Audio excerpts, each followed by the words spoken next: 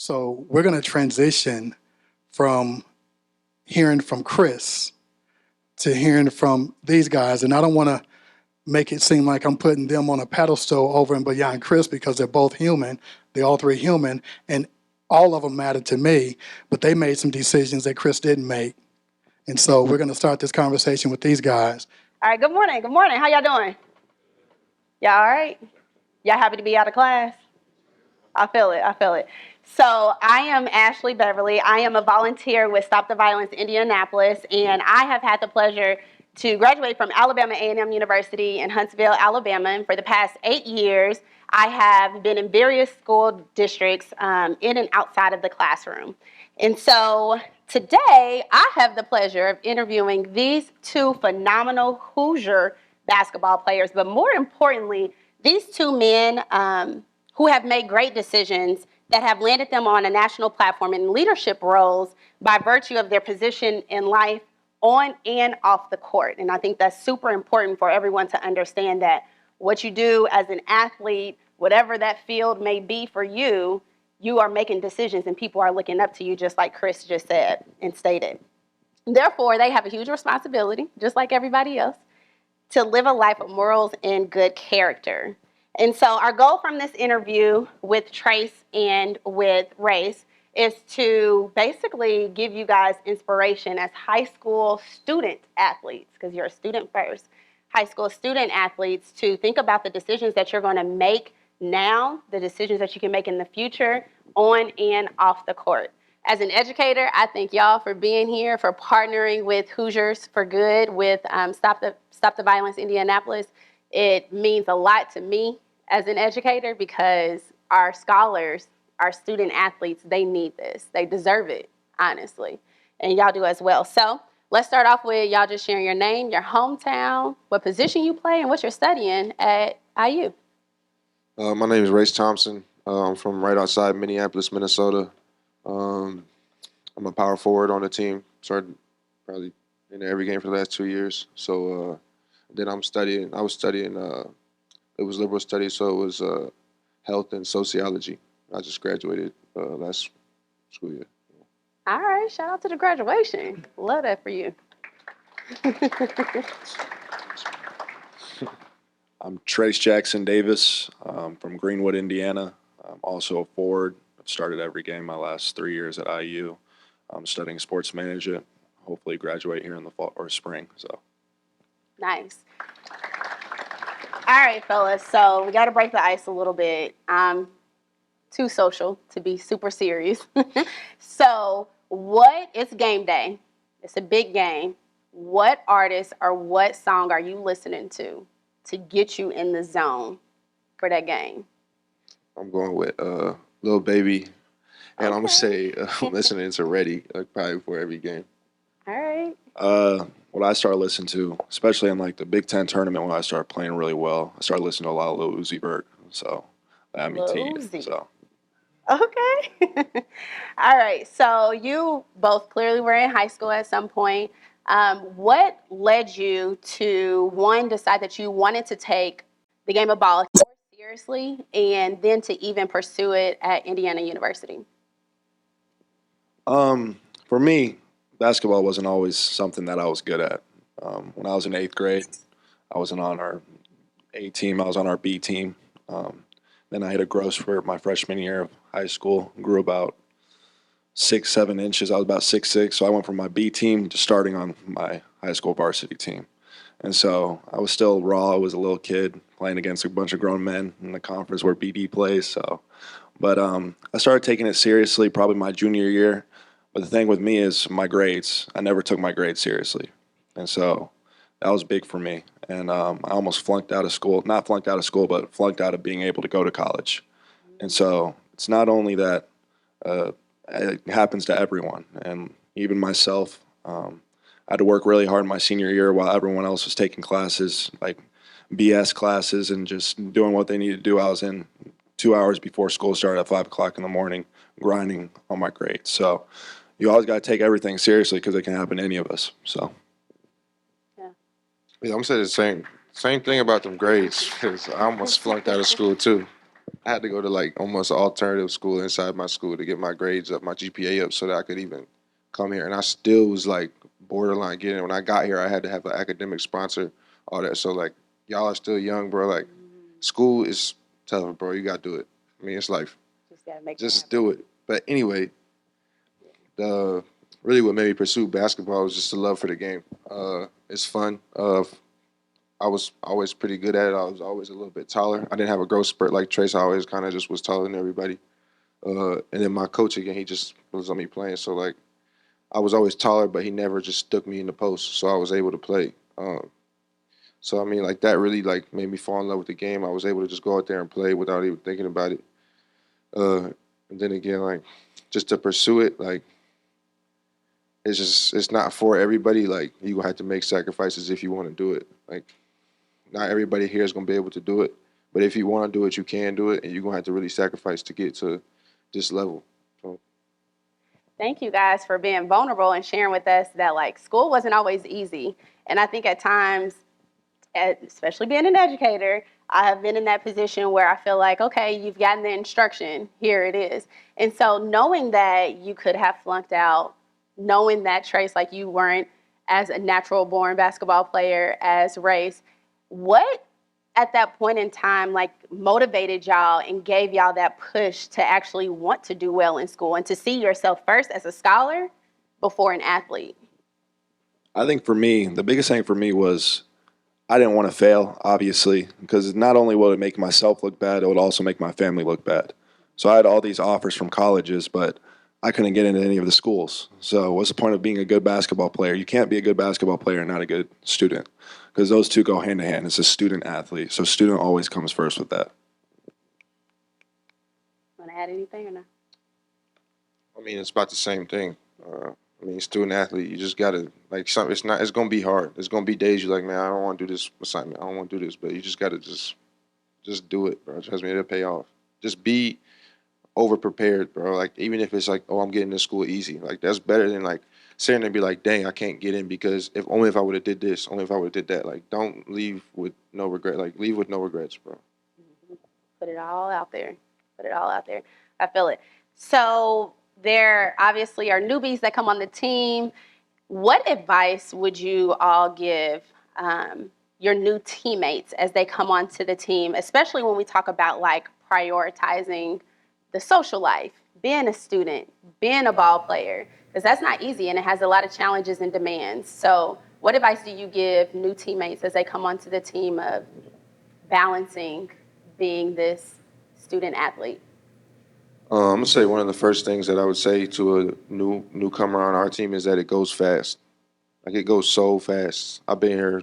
I'm going on my 6th year. Like I feel like just the other day I was walking on here, skip my senior year of high school, like just to get out of there, like just do the right thing. And I skipped my senior year. I feel like it was like that fast. I'm here. Like I'm one of the oldest people on the team.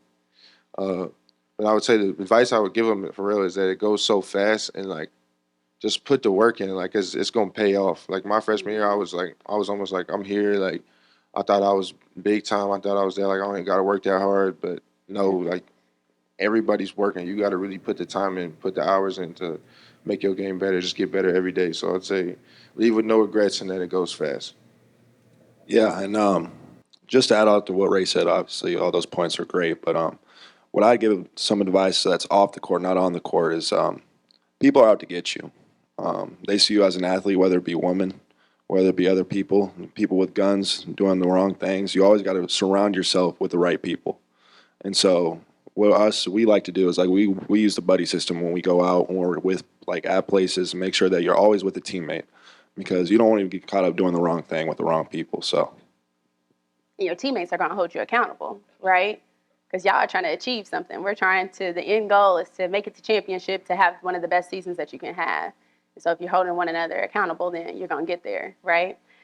So outside of your teammates, who is someone that you go to talk to hold you accountable, to hold you responsible, and just someone that you can confide in? I think oftentimes what I have seen from my lens as an educator is that and just being a teenager, right, once, is that I didn't want to always go to my parents about everything. And so who is it that you can go to and confide into when you may have a tough decision to make, or maybe even an easy decision? I think my family, my older sister a lot. I like to go to her, but my coaches as well. What you don't understand is that your coaches are always there for you. You're going to be with them, a lot of you, 4 years. You're going to see them every day, and they want what's best for you. So don't be afraid to talk to them. They've been in your shoes. They've done this. They always want your best priority, so make sure that you talk to them. Yeah, I was gonna say my AAU coach, my high school coach, somebody who like I know got my back, someone who I know has my best interest. Uh, and I would say that's somebody that I would just like I remember when I was just struggling, I didn't always make the best decisions. I mean, not everybody, you're not gonna make the right decision every time. But if you got somebody in your corner, somebody who's gonna tell you what's right, what's wrong, what you got to do, how to change it. Uh, I was just somebody that because I didn't want to go to my parents all the time. I grew up in a stable home, but I was like my parents just they was strict to it. But I was like it was almost strict that I was like, well, I want to go do the opposite. But I was like, I can't, like you can't do it. But I mean, I just went to my AAU coach, told him what it was, and he's just like, bro, you just gotta if you want this, you probably gotta go do this. So that's where I went. All right, thanks for that. Okay, so peer pressure. Does anybody know what peer pressure is? I see the head nods. Does anyone want to tell us and share out what peer pressure is? Oh, y'all want to be like that? My weight game is real. Y'all better No. come on. Somebody knows what it is. Somebody knows what it is. Y'all looking Be around. bold. Be courageous. Be bold and courageous. It's uncomfortable being a leader. I love it. Go ahead and stand up. My name is Mark Zachary. I go to Ben Davis. I'm a sophomore. And peer pressure to me is like when you're around people and they like trying to force you to do something, not something like you don't want to do, and they're just pressing you. And most of the time, I don't like peer pressure, so I go away from the situation. But yeah. Look, Mark, correct? Mark Zachary. Thank you for that response and giving us a solution of when you do get into that peer pressure. I appreciate that. Thank you. All right. So, with that being stated, Trayce and Race, when has been a time that you have been in peer pressure, if you guys want to share with us, a situation where the peer pressure got real and you, in that moment, had to decide, okay, what am I going to do? Am I going to be in the mix of what everybody else around me is doing, whether that's some of my teammates or just some of my best friends, my bros? What did you do? I mean, I could think of a lot of scenarios, but I'll keep it simple.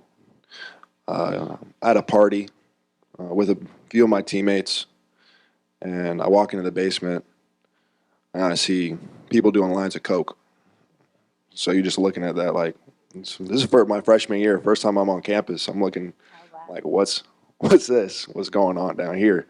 So I'm like, so I look at my teammates. I'm like, we're out of here. So over with. Can't be here. So I get them. There's probably 2 or 3 of us there. We're out and we left. So you can't be a part of that, associated with it. Yeah. And that party got busted that night. So Good thing y'all left. I'm the same type of thing, but mine's more like high school, freshman year of college. I walk in and people smoking weed. And like everybody, I done smoked weed before. I ain't gonna sit here and lie to y'all, but like you just can't. It's not good, man. Like you walk in, we get drug tested every other week, so it's like you can't do it, and it's tempting sometimes. Like, you want to do it with people, everybody doing it. Your friends doing it, high school people was doing it. You can't do it if you want to be like an elite athlete. You just got to not do that, man. And I had friends who would smoke weed. I had everybody, and I was like, man, I can't do it. I can't do it. So like that's something that I was peer pressure from my freshman year of high school until I probably got to college. It's something I had to deal with probably every other week, every week, where I'm like, nah, bro, I can't do it. I can't do it. So I mean, that's something that I had to deal with. Had to make that active decision to not do it because it's not always easy. It's not.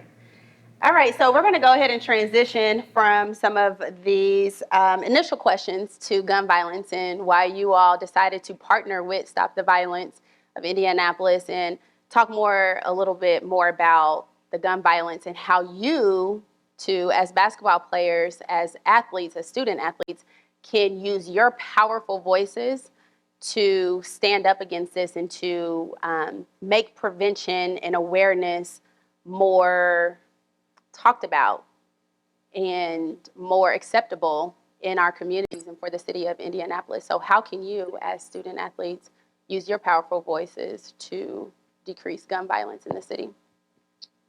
I'm gonna just say, being an athlete around the city, people know who you are. You may not think that people know who you are, but people come and watch your guys' games and they recognize your face. 'Cause everybody here plays. This is strictly basketball, I'm assuming. So when you go out and play, you don't have a helmet on. You don't put a helmet on. People see your face. People hear your voice. You're not 50 yards away watching from the stands. They are on the sideline watching you play, listening to your voice, looking at your face. So people know your face. People know you when they see you around the city. So I'm gonna say, like, as much as you think that people aren't watching you, you're being watched. You can lead by example. Sometimes you ain't gotta say nothing. Like, you can really just lead by example by putting the people that you hang around and helping them make the right decisions. It is spread because they got friends, they got friends, they got friends, they got friends. If you got everybody doing that, then it just spread and it make an impact. Yeah.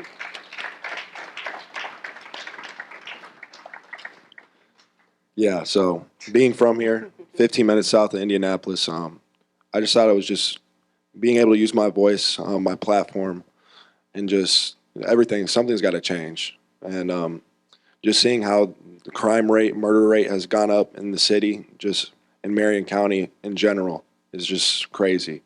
And so I think that just using my platform, especially with him, we did marches during the Black Lives Matter about 2 years ago. And it's something that really intrigued me. And so I just really felt like I can make a difference, especially from being here. So. Yeah, you guys are a dynamic duo. I was doing a little bit of research and saw that. And so how would, I guess to wrap this up, what would you guys say to the young gentlemen here today? What words would you give them to empower them to use their voices? I think sometimes as young teenagers, we don't believe that anyone is listening to us. Oftentimes we grew up on you just do what I say, and that's that. But all of them are sitting here and they all have a voice. And so what would you say to empower them to use that voice to make wise decisions, to go and confide in someone when they're in a tough decision? Absolutely. So basically kind of what Ray said, y'all are all hoopers. Y'all are athletes, star athletes at your respective schools. Everyone knows who you are, and they're going to listen to you.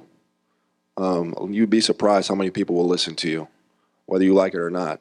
You guys are the ones that are going to make the change, and it's going to start in here. But you can't do it unless you're all on board. You can't have someone slacking. You got to pick your teammates up. And so just keep using your voice and make sure you're making the right decisions. And you might get caught up. You can make all the right decisions and still get caught up in a bad scenario. And so you just got to make sure that you're doing the right thing at all times.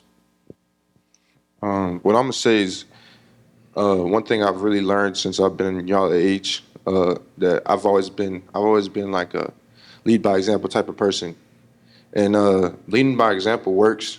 But if you can use your voice, you might upset somebody. Like, you really might upset somebody. Somebody might really get mad at you because you used your voice and you told them, "Hey, bro, that's not cool. Don't do that." And they're gonna be like, "Man."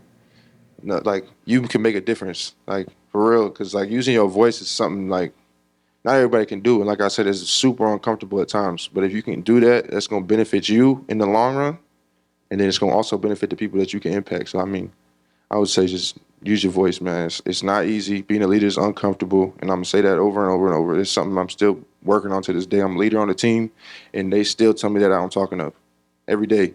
Chris, you don't talk enough. Talking, man. Like, what you want me to do? It's hard. I'm talking the whole practice. I'm not talking loud enough now. Right. You feel me? But, like, they gonna be like, you might upset somebody though, for real. Like, somebody might be like somebody's slacking. Say y'all doing a drill, and somebody's just going nonchalant shooting layups. You're like, bro, come on, pick it up. Let's get better. You're like, bro, like, I'm tired today. But are you getting better or are you getting worse? And that's like, it's not just basketball, bro. It's life. So, like, there's things learn on the basketball court that translate to real life. So that's what I got to give y'all. Awesome. Race, you said something very powerful about using your voice can not only benefit you as the person that's speaking up, but it also benefits the people that are around you. And I think that's the most pivotal point when we talk about standing up, when we talk about partnering with different organizations, standing up for your community, like what you guys are doing. This is a great first step, and greatly appreciate y'all and hope that you all are empowered to use your voices.